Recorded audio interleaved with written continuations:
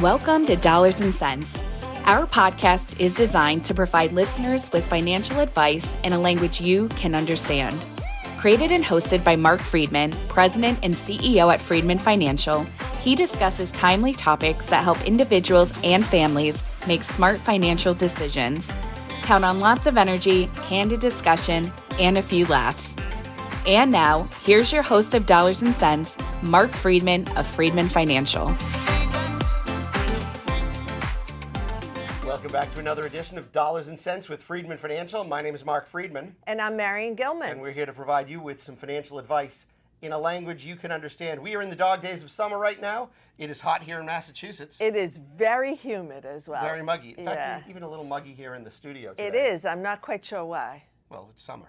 Well, but we have air conditioning. We do. Yeah, the air conditioning is supposed to take care of that. Maybe something is going wrong up there, but who knows? We're making the best of it. You know, the air conditioner's on the roof and it's hot up there, so that could be it. It is. You know, we've seen a lot of people the past couple months. A lot of people have coming in and out of the office. We do a lot of review meetings around this time of year. A lot of questions. Of course, you know, the news of the days right now is, you know, the political landscape as to what's going to happen, how that's all going to work. We've seen a lot of changes, of course, in who the leadership might be that might run for some of the largest offices in America. And we've actually gone from real, you know, sort of a blah election to some real excitement in the Democratic Party. So we'll see how that works out. Yeah, there's fireworks on both sides right now, for sure. The Republicans were really hopped up at their convention, too. So very exciting. Lots of enthusiasm. Yeah, the Democrats have a big convention coming up in a few weeks. Probably lots of excitement. But the one thing I can assure you with the Democratic National Convention, there will be far more celebrities, far more entertainers than there were at the Republican National Convention. That's for sure. The Democrats seem to have an in with Hollywood. They sure do. And you watch all the celebrities that make their way through the place, and good for them. I mean, that's it's part of the American fanfare of politics. But, you know, overseas, there's a lot of things that are going on as well. A lot of international turmoil from what's going on in the Ukraine, what's going on in Israel. You've got a president that just got elected, well, supposedly elected in Venezuela, that won't reveal the votes. He just declared that he's the winner. Well, you know, it's not quite the democracy that we have here, I guess. The world is changing. Yeah. But, you know, it's really interesting with the number of people that come in here into the office. They're always asking us, what are your thoughts about the future, Marc? Or do you fear for our children? Do you fear for the future? Marion, I'm curious as to how you're responding to people when they ask those questions, because you're getting them too, right? Oh, absolutely, all the time. And honestly, you know, I'm very optimistic, and there's just so much talk about we're not going to be a democracy here anymore, and I don't know, all kinds of things that are going to happen to the U.S. And I think we've proven over and over and over again through history that the American public is extremely resilient. We actually have some pretty good safeguards in place for certain things within the government. And, you know, we've overcome so many challenges, and so many people have come here and overcome challenges. Immigrants who've come here have overcome challenges. We've always done it in the past, and I don't think we have any reason to believe that's not going to continue in the future. Yeah, I mean, we oftentimes get stuck with the news of the day, and that becomes oh my God, we've got to do something. Right. And then a week later, there's another story, and another story, and another story. And sometimes, you know, as you warn all the time, you listen to headlines, and it sounds like some dire problem, and within a couple of days it's resolved, and we've gone on to something else. Yeah. So remember, some of the most highest paid people in America right now, especially in the media world, are those that write headlines.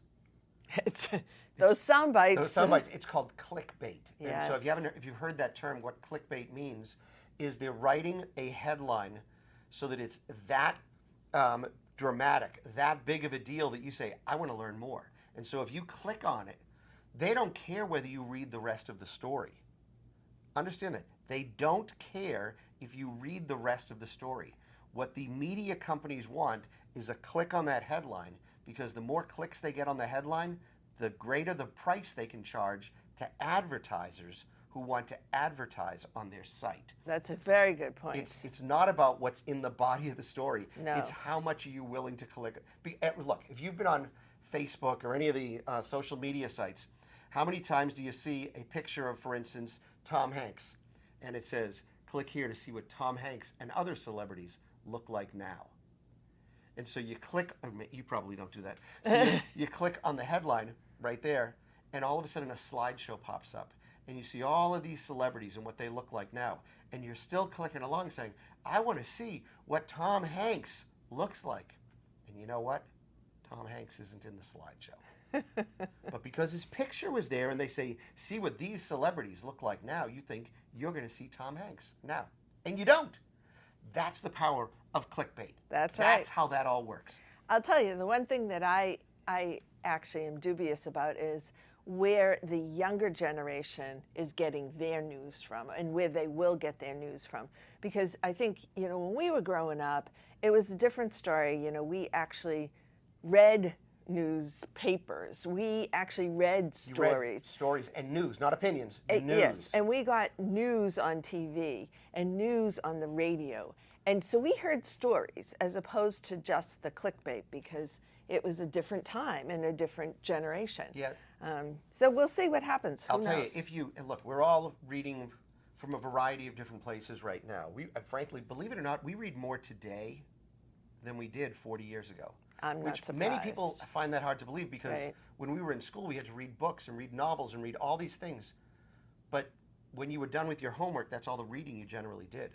Today, we're reading all the time, every day, and statistically, we are reading more and more words today. I didn't say they were good words or thoughtful or anything fabulous, but we are reading more today, which means we're more influenced by what we read. I will caution you this. When you look on your phone, the computer, when you're reading a story, two things to look for. They have to put this, by the way, in the ad. Number one, look first to see on the top of the bottom of the ad, which says opinion.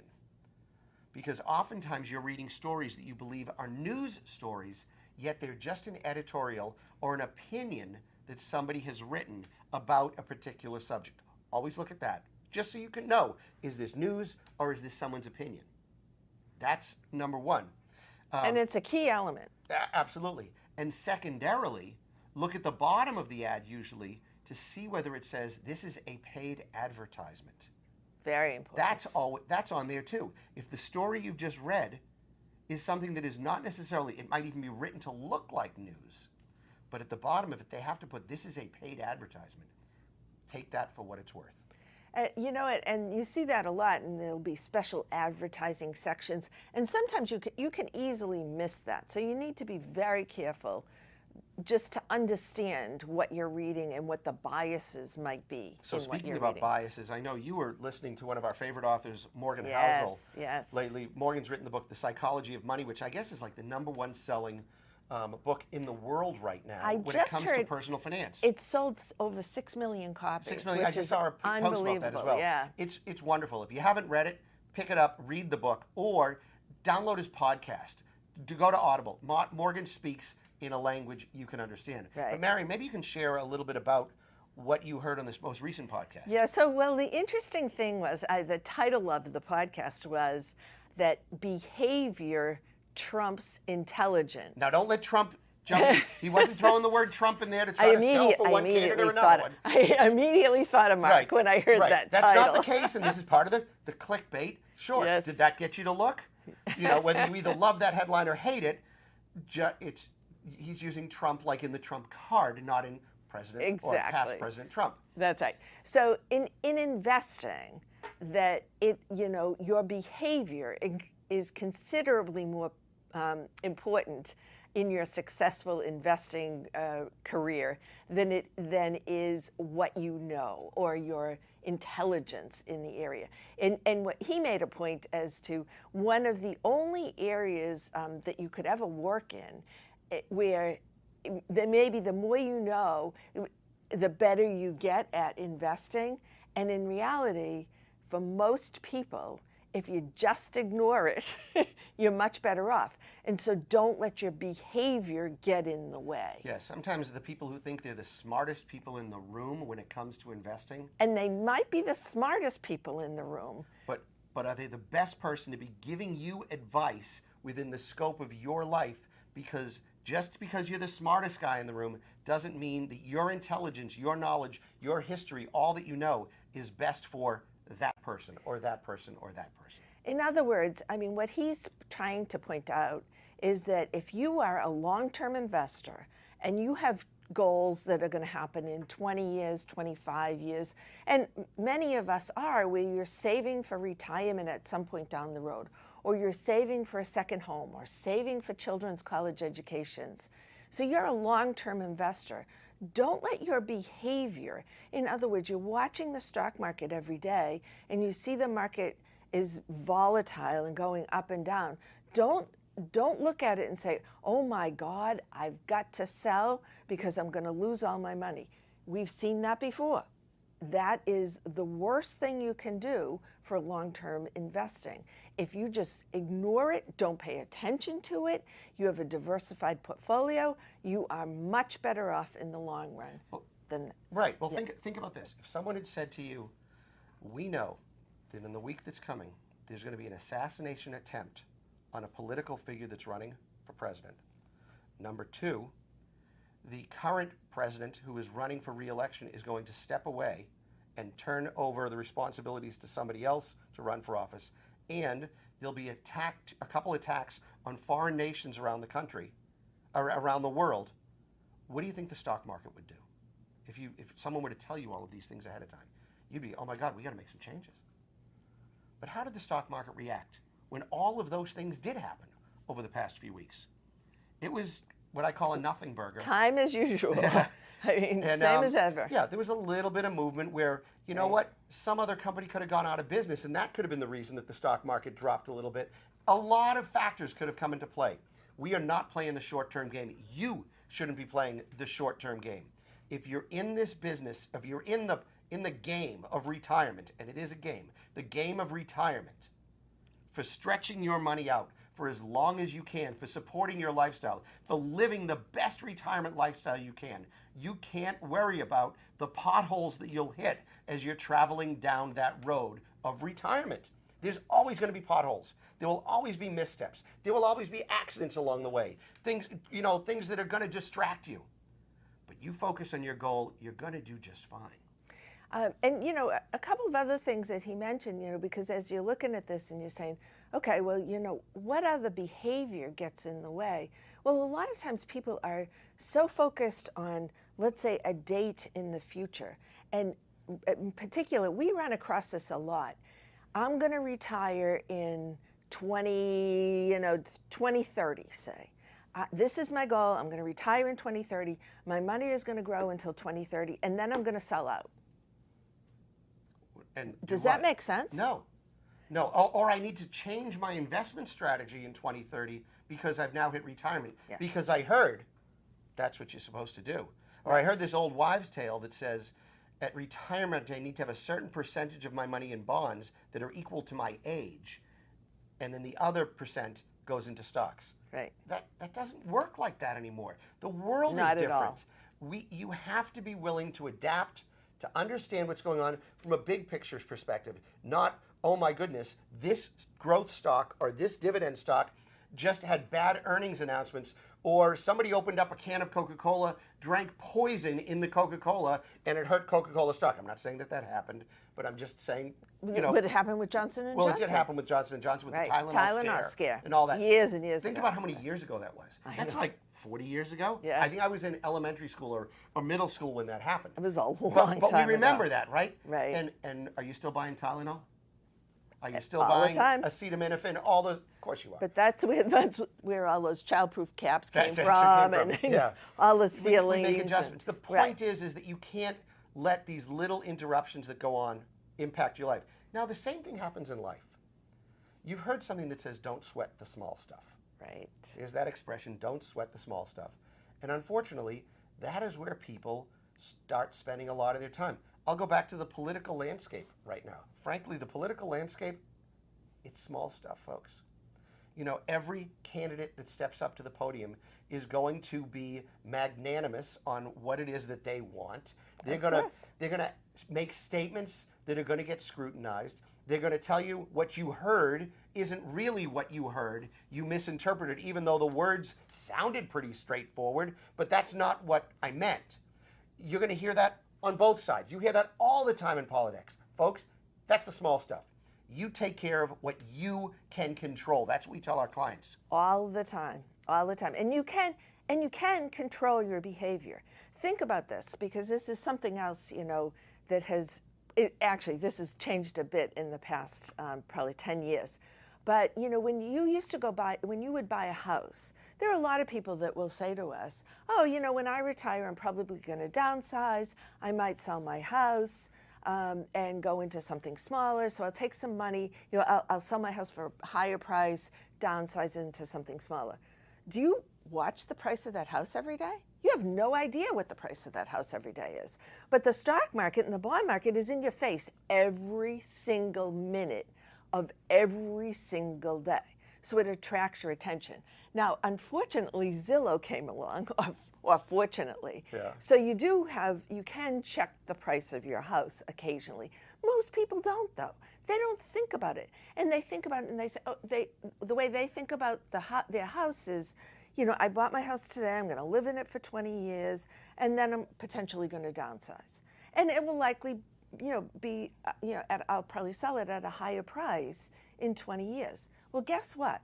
You'll probably sell your stocks and bonds at a higher price in 20 years too. Or you'll have made more money on those investments when you look back 20 years. But if you sell out before, you could lose money. Yeah, I always find it funny when we sit down with clients and they tell me what Zillow said their house is worth. And then they try rationalizing whether it's right or wrong based upon what they heard the neighbors sold their house for. Yeah, I know. You know, the neighbors have an extra bedroom, or these people have a nice green lawn, or this people, their pool has a leak in it, or whatever it might be. And they try to rationalize what the Zillow number is. The real number is what someone is willing to pay, not what Zillow says it is. And then all of a sudden, well, Zillow says my house was worth $700,000, but I'm only getting an offer of $625,000. Well, but Zillow says it's worth $700,000. No, your house is worth what someone is willing to pay. It's really that simple. It certainly is. And so these types of pieces of advice, and we do this every single week, where we're trying to provide you with some financial advice in a language you can understand. We try to cut through all the BS that you see, on your phone, on TV, on the stuff that you read. We want to make it real because this is your money, and we know that each one of you handles your money differently, and each one of you has certain biases and perspectives and understandings on how money impacts your life.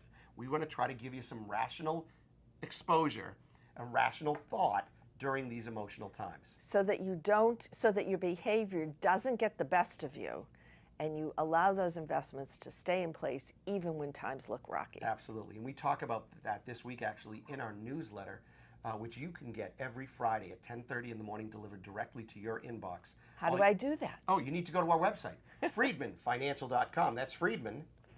Two E's and a D. She almost missed that. I have to. Oh, let's try that again. So that's Freedman. Two E's and a D. Financial.com. Go to the bottom of any page, put in your name, your email address. We'll get you our newsletter each and every Friday, 10:30 in the morning. We've been sending it since March of 2009.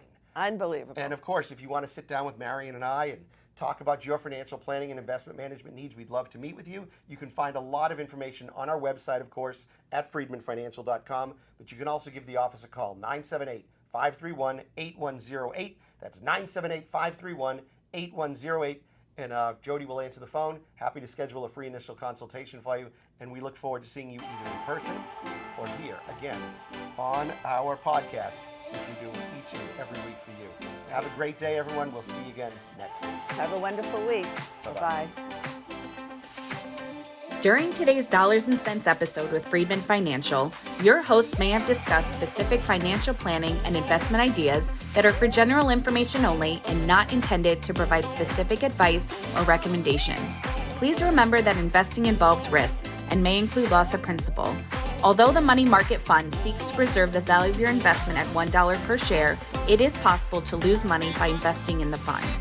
Always consult a certified financial planner professional, qualified attorney, or tax advisor prior to investing to determine what is appropriate for you. Securities and advisory services offered through LPL Financial, a registered investment advisor, member FINRA SIPC.